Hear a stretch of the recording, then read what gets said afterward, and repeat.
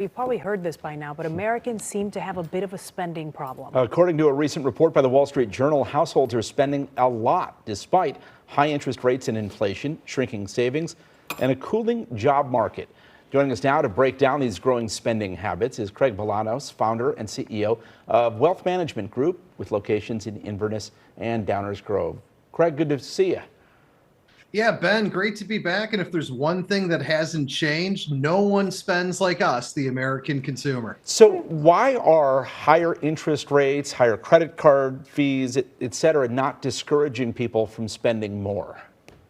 I think it all goes back to the change that occurred in 2020. So many people were shut out. People couldn't travel. People couldn't do things. And we're still seeing some small remnants of that. But at some point in time, the laws of mathematics aren't going to be repealed any longer. And people are going to start losing their ability to spend as these higher interest rates and caps on the amount people can borrow really start to set in. Yeah, so eventually those credit cards, they do reach their credit limit and people are not going to be able to spend.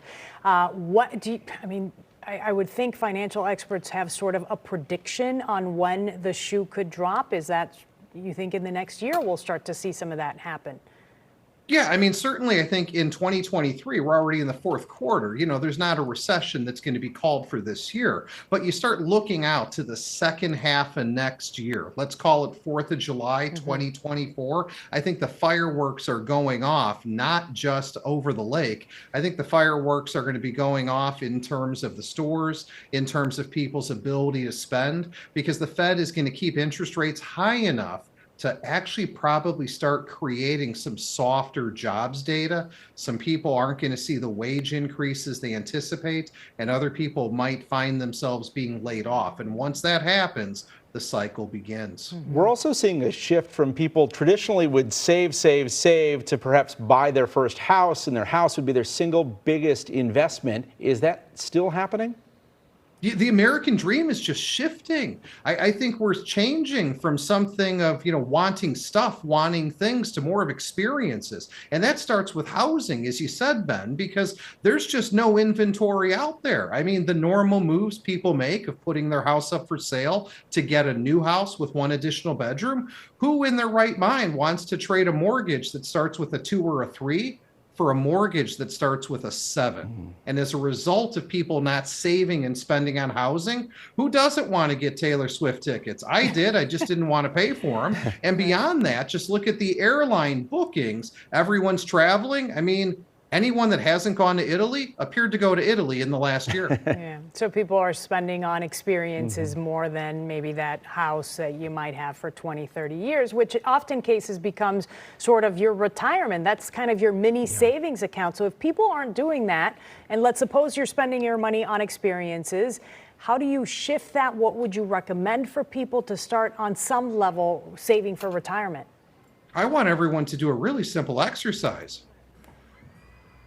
Just pause and daydream into the future. And what is your future self telling you right now? We all regret the things we didn't do more so than the things that we did. And I'm worried our future selves are screaming at the top of their lungs right now. Let's get an emergency fund. Let's pay off that credit, end the financial hangover, and start making small incremental steps by saving in our workplace retirement plan, creating an IRA. And those are things that shouldn't happen next week. I really think they need to start occurring tomorrow for each of us. And you're not alone. I read that stat. 2 in 3 Americans who earn between $50,000 and $100,000 a year are actually living paycheck to paycheck. So don't feel like, well, I'm missing out because everyone else is doing better than I am. No, words to the wise. You said it right there. We need to start being, happy with what we have. Contentment is a difficult thing to achieve, but, this country People have done it with success in the past. We can certainly do it with success in the future, but all of us have a personal responsibility to secure ourselves and the lives of our loved ones in a financial sense. And I just want to remind everybody, I've enjoyed the party too, but we need to start planning for tomorrow. All right, here we go. Tomorrow's a new day. Craig Bolanos, thank you so much for your time. You can check out Wealth Management Group in Inverness and Downers Grove and online at investwithwmg.com.